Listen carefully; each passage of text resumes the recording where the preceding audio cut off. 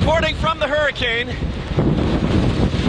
in New Orleans. Come on, let's go for cover. Journalists struggled to hold their microphones while the wind of the storm pushed them far away from the lens of the camera. Go inside now. I'm Brian Andrews. When Hurricane Katrina struck Louisiana, hundreds of journalists stationed in and around New Orleans to report on the devastation to the city. Hurricane Katrina.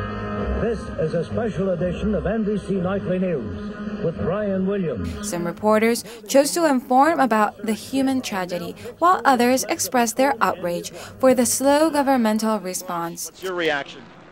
President Bush don't need to be the president no more, because President Bush ain't doing his job. In this exclusive interview, international editor of Newsweek.com, Adam Kushner, argues that media coverage of international disasters didn't change with Katrina.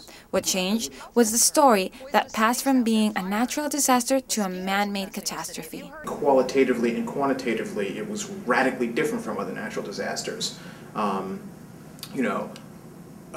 There are a dozen named hurricanes every year that pass through the Gulf or hit the East Coast, and they have a lot of wind damage and sometimes a little bit of flood damage, and maybe they rip roofs off houses, and sometimes they even wipe houses out.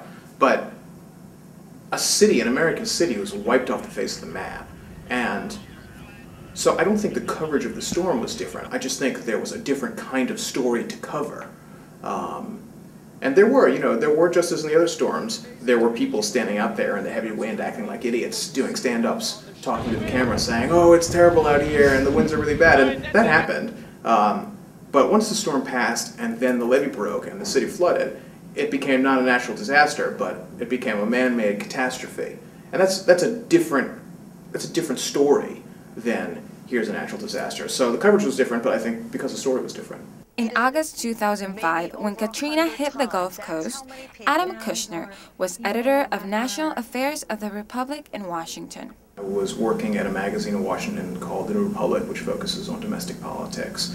When Katrina hit, at that time, I had been there for about a year and a half, and I was assistant managing editor, and so I was handling some of our coverage, and the storm wiped out my hometown, or well, technically it didn't. The levee that broke wiped out my hometown, and so it wasn't the kind of news reporting magazine where they would go send reporters to find out what was happening. It was a magazine of essays and political opinions, so I wrote a little bit about it from that perspective. Even though experts argue that during the aftermath of Hurricane Katrina, there was an explosion of blogs that posted lists of victims, information about their location, as well as updates regarding the conditions of New Orleans community, Adam Kushner believes that new media did not influence the way in which traditional news outlets informed about the catastrophe.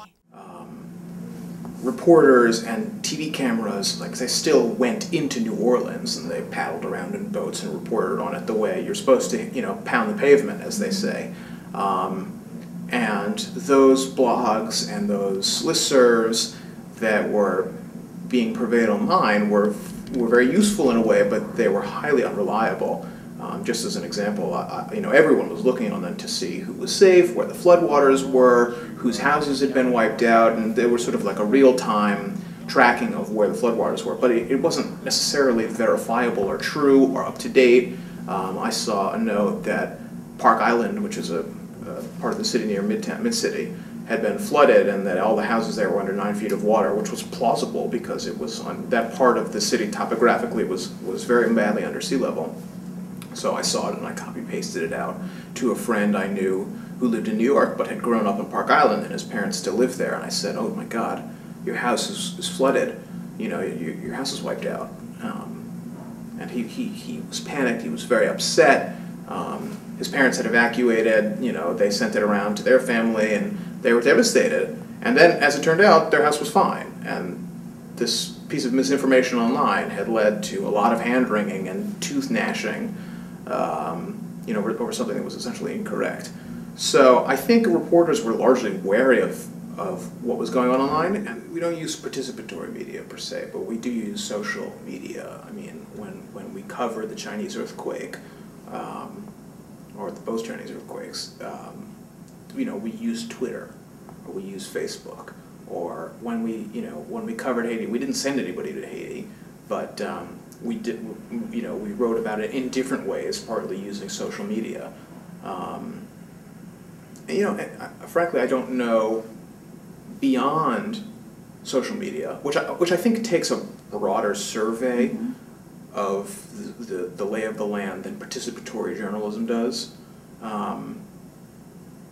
Besides that, I don't know what alternatives there are to parachute journalism. I mean, places like Newsweek or even CNN will never station a correspondent in New Orleans, let alone Haiti, let alone Port-au-Prince.